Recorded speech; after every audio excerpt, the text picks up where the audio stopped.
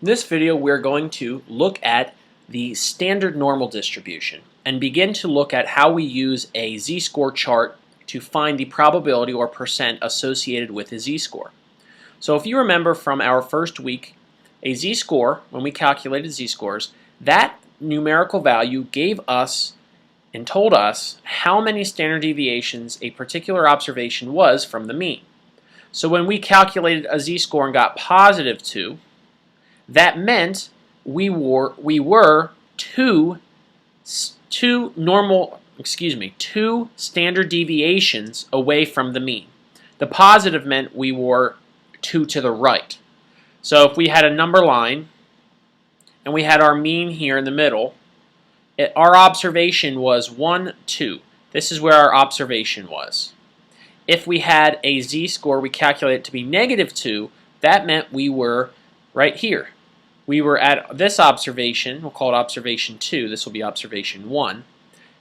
If we had a z-score of negative 2, this observation was 2 standard deviations in the negative direction or to the left. The standard normal distribution allows us to use these z-scores and calculate the area under the curve. The area underneath this entire curve, all right, this is a distribution. It is describing how a particular data set, the probability, how it's distributed. So if we were to find the area underneath this whole curve, if you were to think about it in terms of a probability, we know that all observations lie under here. So if we were to shade everything, the entire area would be 1 for certainty. If you consider this in terms of percentages, the percentage would be 100%.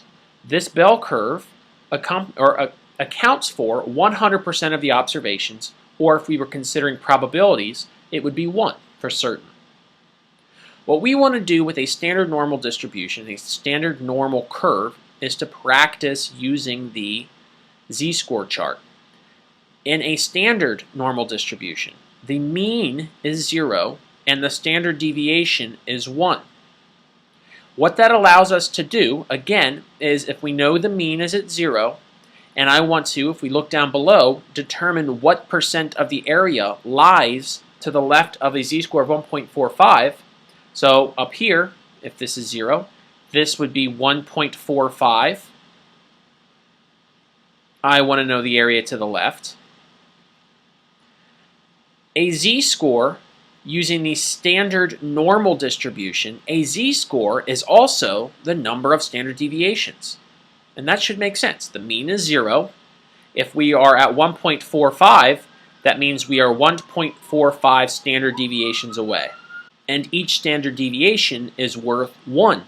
So that means if I'm looking for what percent of the area lies to the left of z-score of 1.45, I'm going to look up 1.45 on my chart. And that's going to tell us what percent values, what percent of the observations are less than 1.45 standard deviations away. So alternatively, we can write this way. Find the probability, or the percent, of all values that lie below the z-score of 1.45. Find the percent or the probability of all values below the z-score of 1.45. So everything below 1.45. I made that marking. It looks like a less than or equal to. It actually doesn't matter if it's less than or equal to. So thankfully, our z-score chart, if we look up a z-score of 1.45, it's going to give us our answer. So let's open up the z-score chart. You should have a PDF of this.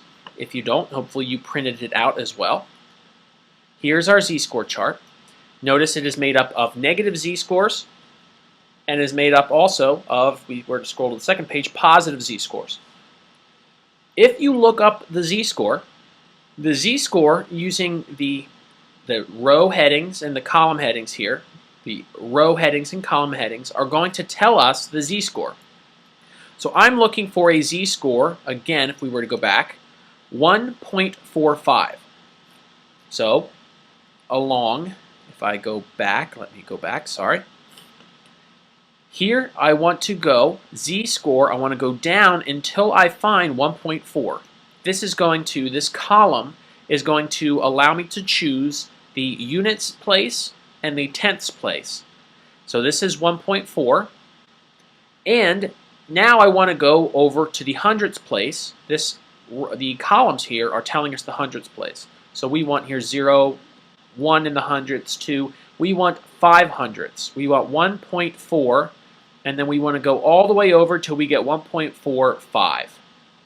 This is the column, the hundredths column for 5. This is the row for 1.4. So this value right here, 0.9265. 0.9265. What is that telling us? That is telling us that this is going to be given to us in a probability.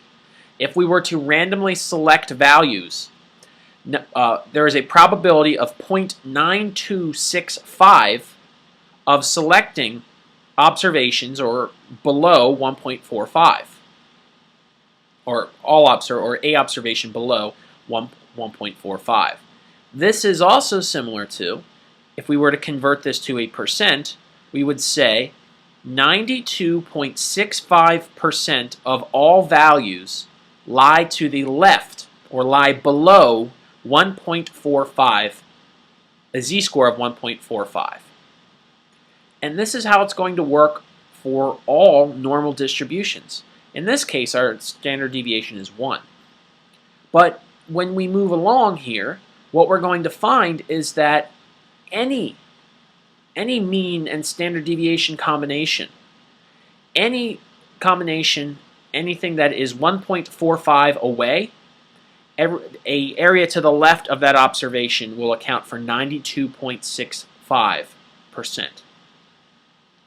The key here is recognizing that our z-score chart, if we know the z-score, and we look on the chart will give us the area to the left. And that is if we are using the chart here that I have presented everyone for class. And if I go back to that, if you use this z-score chart, it is giving you the area to the left. Some z-score charts will actually give you the area to the right. Some z-scores will only give you the area between the z-score and the mean. But our z-score chart gives us the area to the left.